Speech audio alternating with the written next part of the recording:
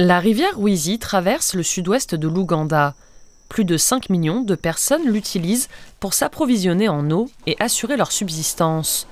Le cours d'eau, qui était autrefois une artère vitale, porte aujourd'hui les stigmates de l'activité humaine. L'ensemble de l'écosystème est menacé. Le fleuve est confronté à 3 défis majeurs, le premier étant l'extraction du sable.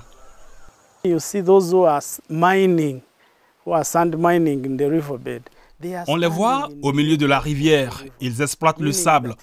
Ça signifie que le niveau de l'eau a considérablement baissé. Si ça continue, dans 10 ans, on aura probablement plus d'eau. Ça affectera certainement un grand nombre de personnes parce que la rivière alimente le parc national et le lac Victoria.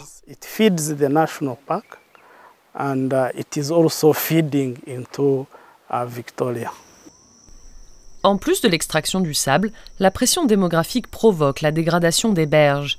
L'Autorité nationale de gestion de l'environnement estime qu'environ 60% de ces bassins sont dégradés.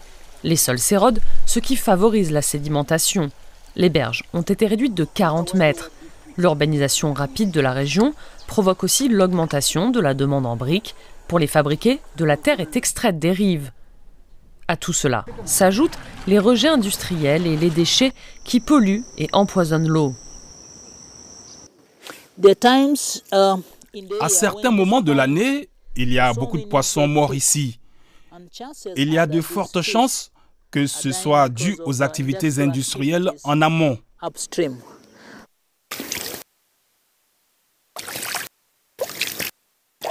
Il y a une brasserie.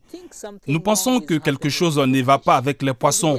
Peut-être qu'ils se nourrissent d'eau empoisonnée. Ce déversement continu de toxines dans la rivière met en danger non seulement la vie aquatique, mais aussi les communautés qui en dépendent directement, comme source d'eau quotidienne.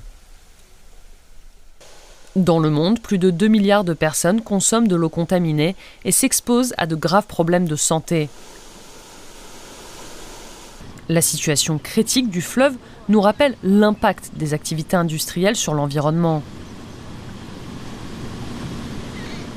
Les déchets plastiques constituent un autre grand défi pour la rivière. En arrivant ici, j'ai vu plein de plastique. Il avait plu pendant 2 ou 3 jours avant. Tous les plastiques acheminés par l'eau sont restés bloqués dans cette section de la rivière. Je me suis dit que je devais faire quelque chose. J'ai enregistré une vidéo, je l'ai mise en ligne et j'ai reçu beaucoup de messages. J'ai réussi à mobiliser les habitants de Mbarara. Nous avons réuni des financements, acheté du matériel et de l'équipement et nous avons lancé une opération de nettoyage. Depuis, c'est une activité de routine. Nous venons à chaque fois qu'il pleut. Les dangers posés par les déchets plastiques comme les bouteilles et les sacs en nylon sont désormais bien connus. Ils menacent la vie marine et les humains. Or, l'Ouganda produit 600 tonnes de déchets plastiques par jour, dont seulement 6% sont collectés. Mais malgré les difficultés, il existe des raisons d'espérer. Citoyens et associations se mobilisent pour chercher des solutions. L'initiative WasteWatch veille à ce que les fonds récoltés grâce à la valorisation des déchets récupérés bénéficient aux habitants des rives. Tous les déchets collectés sont emballés et vendus à des entreprises. Après avoir compacté ces bouteilles en ballots, je les remets à une entreprise de recyclage basée à Kampala. Elle les transforme en différents produits, dont des granulés. La collecte et le recyclage du plastique ne sont pas les seules actions menées pour sauver la rivière. Les membres récupèrent aussi les déchets de soja et d'avocat provenant d'une raffinerie. C'est une source de revenus pour les jeunes gens de la région. Ce matériau est dangereux et s'il n'est pas transformé en produit productif, il finira dans les cours d'eau, les plans d'eau et les marécages.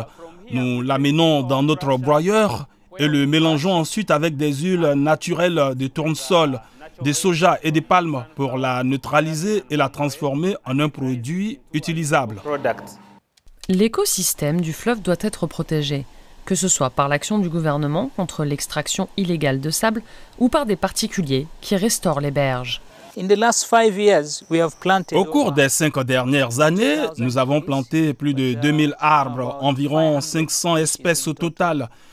Et nous essayons d'empêcher la terre et le sable de s'écouler dans la rivière pour qu'elle conserve sa largeur. Nous espérons qu'avec 5000 arbres plantés, toute cette zone deviendra verte et que le sable n'atteindra plus les berges, ce qui permettra peut-être à la rivière de s'élargir à nouveau.